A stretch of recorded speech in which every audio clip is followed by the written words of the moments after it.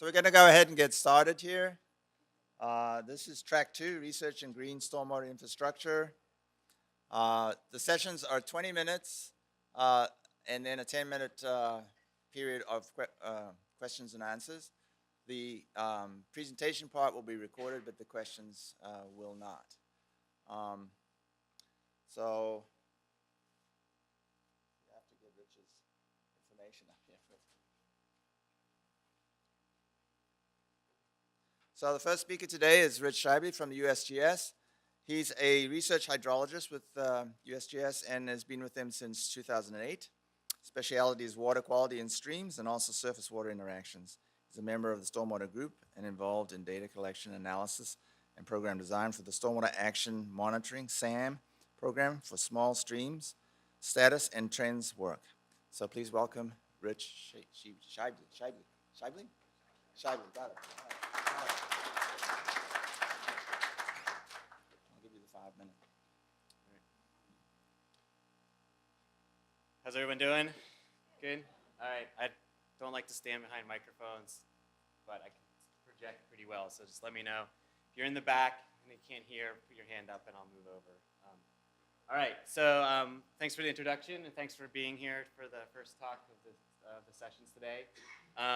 My name is Rich Sheibley and I'm with the U.S. Geological Survey. And this is, what I'm talking about today is a summary of the report we did that came out about a year ago for the SAM, Small Stream Status and Trends Program. And I'll talk a little bit about that in the beginning of my talk for those who aren't familiar, or if you are familiar, just kind of to remind you. And I want to recognize my co-authors, in particular Curtis DeGasperi with King County, who's the one who did a lot of the analysis that you're going to see today. And then Chad Larson, Cunye, and Brandy, all with the Department of Ecology and also heavily involved in the SAM program. All right, so just a quick overview of what we mean by SAM. The Stormwater Action Monitoring Program has been going on since about 2015. This was developed as a collaborative regional stormwater program that's funded by over 90 Western Washington stormwater permittees. The focus for this last round of NPDES permits was to move away from the traditional end-of-pipe stormwater characterization to looking at receiving water monitoring and also implementation of effectiveness studies to better understand the impacts of stormwater management practices in the region. And so Brandy will be giving the talk after this, and she's going to talk about those effectiveness programs that were funded through SAM, and I'm going to be focusing on this small stream status and trends. So there's several branches of the SAM program. The status and trends work on receiving waters, and that was small streams, nearshore sediment, and then mussel program. And I'm just going to be talking about the small streams aspect of that. And then there's the effectiveness branch, and then there's the source ID and other aspects of the management program in the other branches of SAM. So this was written into the permits and includes a long-term status and trends program for small streams. And so what I'm going to show you is results from the first round of that status and trends program, which at the time called for a one-year massive sampling of about 100 sites in a one-year period, and then to repeat that every 5 years. And if we have time at the end of my talk, I'll start talking about some of the changes that are coming for the next round, which starts next year. And the overall goal of this project was to track whether the stream condition in the Puget Sound region is improving as a result of stormwater management practices. All right, so we selected sites based on a probabilistic random sample. And so for those who aren't familiar with this, it's just a statistical method that we can use to randomly choose our sites in a spatially balanced way in the Puget Sound region. And we do this because we can't sample every small stream in the Puget Sound. So using this method, we can sample a subset of those sites, those potential sites, and then the results from that subset can be extrapolated, or you can infer the conditions of the overall population of those small streams based on the subset that you did. So it's very cost effective and you don't have to go everywhere, and you can the methods allow you to get error bars on what you're looking at, so you can get a pretty good confidence on if what we're seeing in this subset is representative of the larger region as a whole. And our sites for this first round were selected from the Washington Master Sample List, which was developed a while before we did this in 2015. And this is one of the aspects that's being updated for 2020. So what we did for this project was we looked at about we had about 100 sites total across this Puget Sound Lowland region. And that's shown here in this kind of lime green color. And the dots, you don't have to worry about what the different colors mean and all that kind of stuff. You can just see that these are all the locations that were visited in 2015. At about 60 or so of those sites, we did a monthly water quality sampling from January through December 2015. And we looked at conventional parameters like field parameters of dissolved oxygen temperature,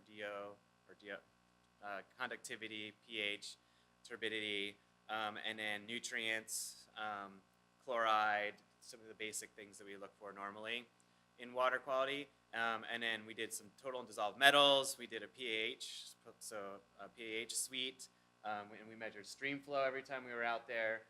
So a pretty detailed list of water quality parameters every month at about 60 of these sites. And then in the summer, following the Ecology's Watershed Health Monitoring Program, we did a one-time sample at all 100 or so sites where we looked at a smaller parameter list for water quality. We took samples for benthic macroinvertebrates, periphyton, so we scraped the algae off of the rocks, and we used we determined chlorophyll A and also community composition of those algal communities. And then we also took a sediment chemistry sample that we looked at a huge suite of parameters that are listed there. Metals, a bunch of organics, PCBs, PDBEs, some common road use pesticides. And then as a sort of aside to this SAM project, the Washington State Department of Agriculture pitched in some funds to do a more detailed analysis of pesticides and sediment. I'm not going to have time to talk about that today, but there is a report that's linked, I think, on the SAM website that's available. They looked at about 120 different pesticide parameters at about 80 of these sites, and bottom line is they didn't find much, but they did find a couple interesting conclusions there. All right, so what we did for part of the design for this to kind of capture urbanization in the region was we picked sites that were either within or outside the urban growth areas.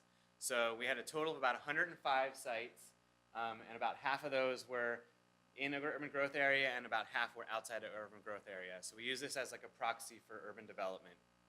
The monthly water quality, like I mentioned, was initially between those who contributed to opted into the program and opted out of the program. It was tried to be about 80 sites, but if you remember, in 2015, it was a huge drought year, and a number of places went dry for part of the year, so we didn't get as complete a data set as we were hoping, but we did get at least 60 or so where we had samples every month and the summer sampling and everything, so overall it was a pretty big success. And this was just to point out that this is spatially balanced, so if you look at those dots, the red dots are sort of spatially balanced, and so it's same with the blue dots. Those represent the inside and outside the UGA.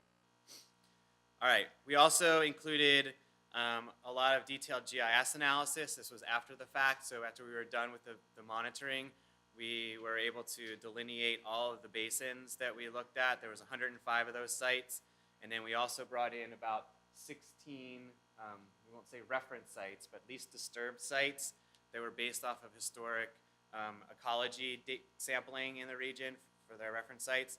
And we looked at both riparian, so proximity to the channel, and also whole watershed GIS characteristics to see if any of these parameters were influencing the results that we were seeing. So this just shows you really quickly that our inside-outside UGA worked. The green is forested, the red is urban, and so if you look at these two panels, the first column is the reference sites, then outside the UGA, then inside the UGA, and this first one here is for the whole watershed, and here's just the riparian area, the 50-meter buffer that's derived from the center line of the stream, and you see that indeed, we have more urbanization outside, or inside, inside the UGA compared to the outside the UGA, and the same follows here for the riparian. So we had pretty good confidence that we sort of captured what we were hoping for. All right, so here's what we found, and I apologize because I hate when people do this, and I'm doing it to you guys, but we measured a lot of things, and we have 20 minutes, so probably already I'm going to be over time now. So I just wanted to show you really quickly that all the things we measured, there was a lot of things we didn't see most of the time. So these red cells represent parameters that we detected less than 20% of the time. So for water quality, that's pretty significant because we did a number of sites every month. So this is representing like several hundred samples, and a lot of the things we didn't see very much at all. Things that we did see frequently are not surprising.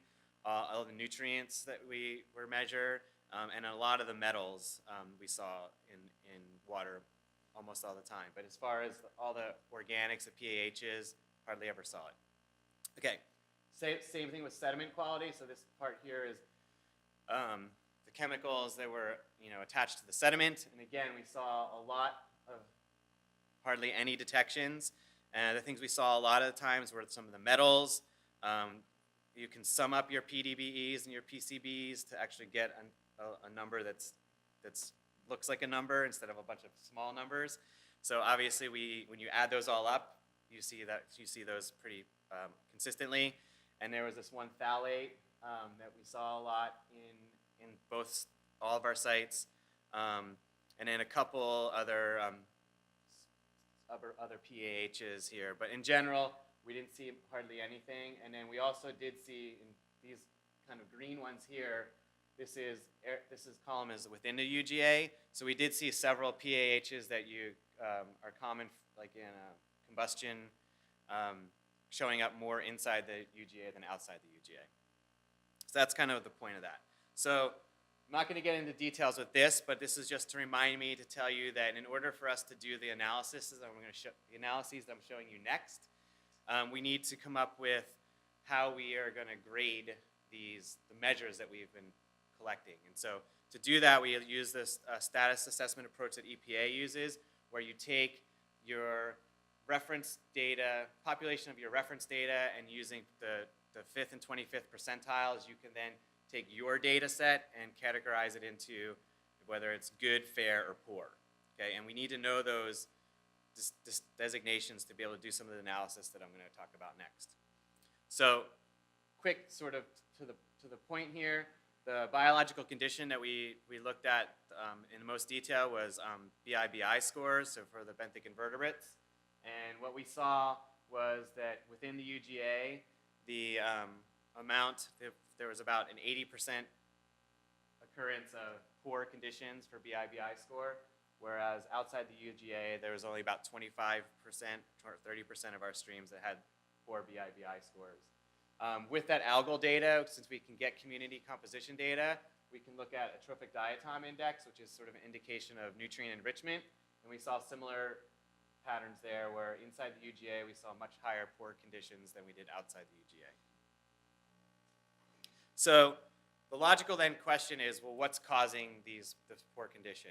And so to do that, we looked at two different statistical techniques to see what of all those parameters that we're measuring, all those variables, which ones kind of rise to the top as the most influential for poor condition. And the two methods that were used were a boosted regression tree analysis and then also relative risk, attributable risk analysis, which is something that EPA uses a lot. And so to do this kind of analysis, you need a larger number of sites. And so for these analyses, we pooled both the inside and outside UGA data together because we needed to get to about 100 sites to get some confidence in the results of these. And it's fine to do that because this is representing those conditions out there on the landscape. A little bit about the methods. I'm not going to go through it here because I'm probably going to be short on time, but if you have questions about any of these analyses, ask Curtis. No, I could probably help a little bit. But essentially, these are used for taking, if you have data sets with a lot of number of variables, how you can kind of break things up and see how all your endpoints are related to each other, and run that hundreds of times, thousands of times to look at variability, come up with error bars. But essentially, it's really good for situations where you have a lot of variables with interactions and things like that, just to kind of see which one's the most influential. And the same thing with this relative risk analysis. It assumes that there's some relationship between the stressor, so the chemical constituent or temperature or the riparian condition, and your endpoint, so in this case B-IBI scores or the Trophic Diatom Index. And it assumes that if you take away that stressor, how much will that parameter improve if you take that away? So, all right, and then we'll talk a little bit about this as we get to it, but the relative risk and attributable risk really just kind of help scale your data to sort of local effects and regional effects. All right, so here's the boosted regression tree model of the B-IBI scores, and what you see here along the y-axis is of all these parameters that we looked at, these are the ones that kind of came to the top as the most influential for B-IBI scores. And they go from the most influential down here to the lower, least influential, and this is just giving you sort of a relative importance, okay? And so what we saw was that there were some natural variables that were really important. The top two here, two of the top ones up there. So mean December precipitation and also longitude.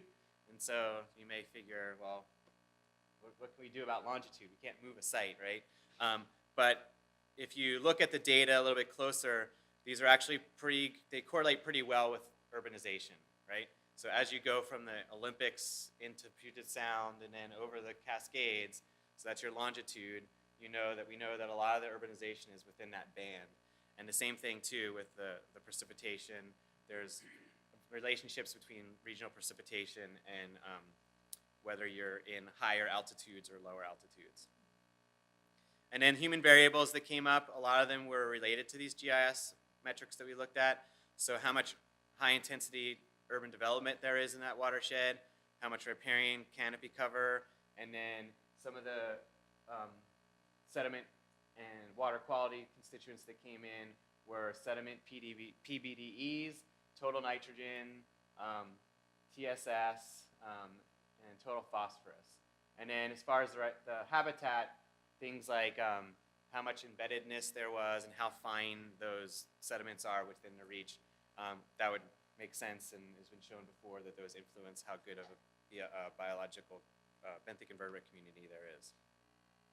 So for the boosted regression tree for the Trophic Diatom Index, some similar patterns. One of the biggest is total phosphorus, which isn't a surprise because as I mentioned, this Trophic Diatom Index is a measure of how much nutrient enrichment there is, and so it makes sense that nutrients will help explain what's going on here. But there's also some of those GIS variables again, housing density, longitude is in there again, and then some of the sediment metals, copper and zinc show an importance there, TSS, so a lot of different variables from the sort of groups of stressors that we looked at, whether it was water quality, habitat, or sediment. So then when we look at the relative risk, attributable risk, this just shows you, well, of these parameters, like how much of our region is in poor condition. So that's what they call the extent. So what we see is for B-IBI scores, we're at about 30% or so as a region in poor condition. And so we want to then say, well, what's causing that poor condition in B-IBI scores? And the thing that's great about this analysis is that you can develop these error bars so you can really put some confidence on what we're seeing. And so for the relative risk, and this really kind of looks more at like local scale, the things that are most important for B-IBI scores are watershed canopy cover, so it's a watershed characteristic, some sediment parameters like sediment zinc, again, more of these landscape metrics like riparian cover, percent urban development, stream embeddedness, and mean particle size of those sediments, so all sort of physical parameters, but then also total nitrogen and total phosphorus. This darker square down here means that it's sort of within the error bars, so it's there, but it's not completely significant. Those error bars go over that one line. So this relative risk means that if you have poor watershed canopy cover, then you are 3 times more likely to find poor B-IBI scores. That's how you can look at these. And then for the attributable risks, this kind of takes into account that extent of risk, or the extent of poor condition and your relative risk. This is kind of this, so you see some of these flip-flop in order, and what this tells you is, this is the attributable risk in percent, and so here what this means is, so our number one offender here is watershed canopy cover, and so what this means is, if we can eliminate this stressor altogether and change watershed canopy cover to good in the whole Puget Sound region, then that will improve our B-IBI by 60%. So 60% of our poor scores will go to not poor. So that's how you read these. And again, these dark ones are for some of them that aren't significant, they cross that border. But again, a lot of these parameters are watershed-based, but some sediment and habitat as well. And for the Trophic Diatom Index, I have 1 minute left here, so I'll just kind of skip through this real quick, but no surprise, it's total phosphorus is the big one, but then also some of these GIS urbanization metrics. So what did we see from all this? So there's a lot of data here and a lot of number crunching, and it took a long time to get to this point. But what we're seeing here is that from this first round of small streams monitoring, it was pretty successful. We had a lot of moving parts. It was a really intensive year of field sampling, but we were able to begin to identify some of these important factors leading to poor biological condition in the Puget Sound Lowland region. There were several factors of urban development that are shown to lead to poor biological condition, like riparian and watershed canopy, urbanization, housing density. And since this work was done and the report published about a year or so ago, we've been working really hard on redesigning the next round of sampling, which will begin in 2020. The main modifications to the new program are intended to efficiently balance measuring status and trends so that we don't have to wait 40 years to see a trend, but there's a middle ground that you can get to there.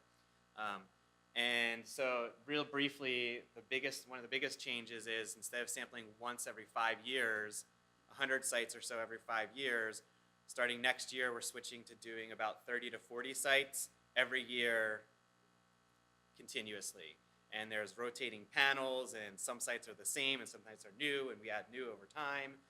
But that allows us to be able to report some of these results that you saw here like on an almost annual basis, and in every 5-year period roll that all up into a larger analysis. So it'll give all the stakeholders sort of a more continual information instead of waiting once every 5 years to see this.